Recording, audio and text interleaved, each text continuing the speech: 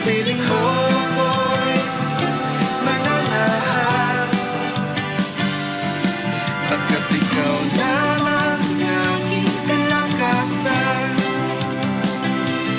Sa piling mo tagumpay ko'y naranasan.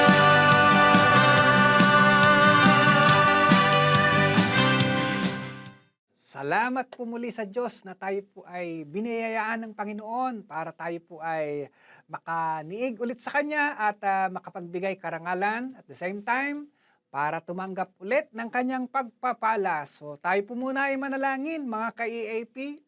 Salamat po ng marami Panginoon sa dakilang araw na biyaya niyo po sa amin. Salamat po Ama na patuloy mo kaming sasamahan at patuloy na pagpapalain sa buong maghapong ito, God.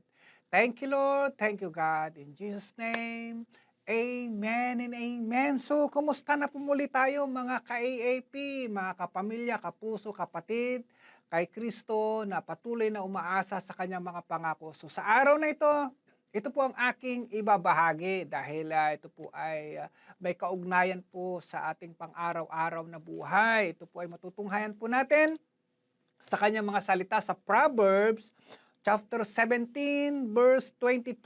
Ang sabi po dito sa NIV and then sa ibang translation, a cheerful heart is good medicine, but a crushed spirit dries up the bones. Sa The Passion Translation, a joyful, cheerful heart brings healing to both body and soul, but the one whose heart is crushed struggle with sickness and depression.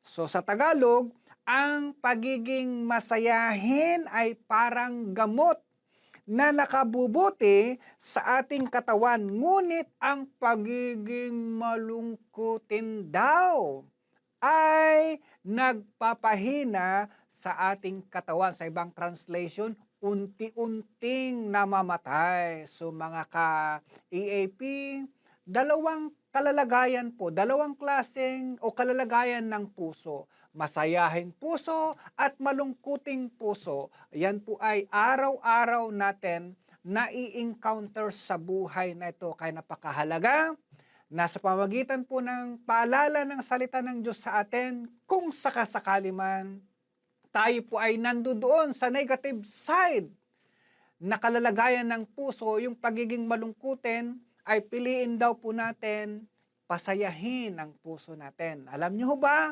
na ang pagiging masayahin o a merry heart, sabi niya dito, a cheerful heart can revive a crushed spirit. Ano ibig sabihin nito?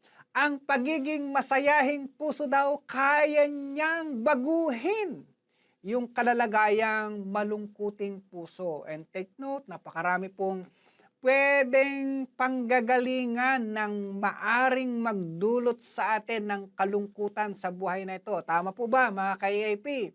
Maaring nadidisappoint tayo sa maraming bagay, sa maraming tao, na-indespair po tayo, nadidiscourage po tayo. Lahat po ito ay pwedeng magdulot sa atin ng kalungkutan kung hindi po natin pipiliin ilagak ang buhay natin sa Panginoon na siyang nagbibigay ng totoong kasiyahan sa puso natin.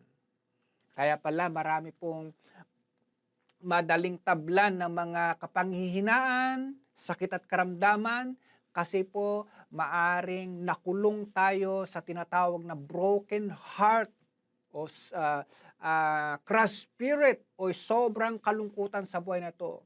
Kaya sa araw na ito, pinapaalalahanan tayo ng Panginoon. Kung sakasakali mang nasa estado po tayo ng kalungkutan, then gising, sikapin po natin, ilagak, itindig ang buhay natin sa isang masayahing puso.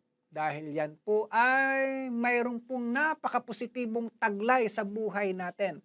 Parang napaka-epektibong gamot daw po ang isang pagiging masayahing puso. Kaya niyang pagalingin ang may karamdamang pisikal at maging ang ating kaluluwa. Kaya ano pang pipiliin natin, mga ate, kuya? Of course, kung ako sa inyo, piliin ko pong maging masaya. Kaya pwede ba mga ate, kuya, smile-smile naman po kayo dyan. Oo, maaring napakabigat. Marahil ang inyong mga pinagdadaanan hinaharap. Maaring bigla kayo nawalan ng mahal sa buhay. Maaring meron po kayong dala-dala o na-encounter na hindi inaasahan.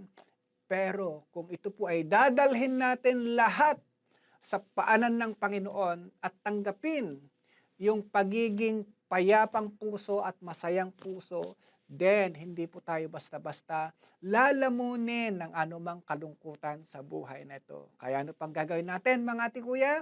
Piliin daw po natin maging masaya. So yan lamang po ang isang maikling paalala po mula sa salita ng Panginoon. Ulitin ko po, The Passion Translation, a cheerful heart brings healing to both body and soul.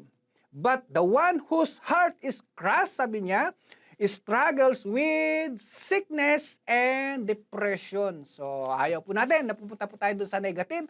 Kundi gusto natin, pupunta po tayo doon sa positive side na kalalagayan ng puso natin. So tayo po'y manalangin. Salamat po ng marami, Panginoon, sa dakilang araw na ito na muli mo kaming pinaalalahanan.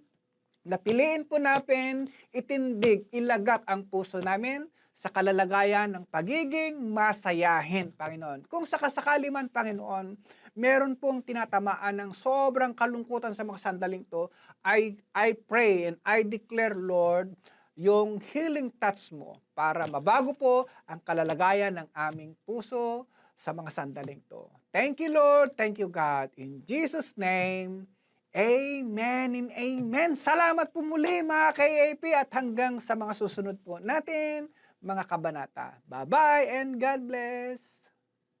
Naranasan